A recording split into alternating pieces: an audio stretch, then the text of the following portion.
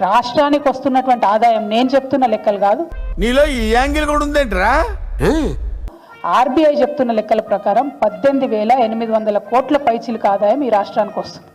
అందులో అయ్యే ఖర్చు ఎంత అంటే జీతాలకు, అప్పులకు, ట్యాక్సులకు, వాటికి ఖచ్చితంగా ఇవ్వాల్సినటువంటి ఖర్చు 6,000 కోట్లు.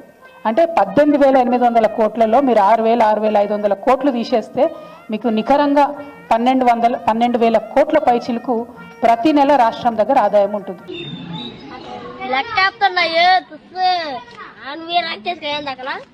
ఈ రేవంత్ రెడ్డి గారు వచ్చినప్పటి నుంచి ఇప్పటి వరకు కూడా గత సంవత్సరం ఆర్బీఐ ఇచ్చిన రిపోర్ట్లో కూడా ఢిల్లీ లిక్కర్ స్కామ్ లో బీఆర్ఎస్ ఎమ్మెల్సీ కవితకు మరోసారి ఈడీ నోటీసులు ఇచ్చింది.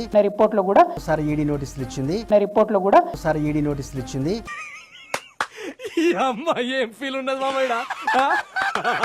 ఏమయ్య మీరు మహిళలకు డబ్బులు ఇస్తామంటారు, రైతులకు ఇస్తామంటారు, ఉద్యోగాలు ఇస్తామంటారు, ఇవన్నీ చెప్పొచ్చిండ్రు, ఇన్ని సంక్షేమ పథకాలు చేపడతామని చెప్పొచ్చిరు కదా, మరి మీరు ఎందుకు ఇస్తలేరు?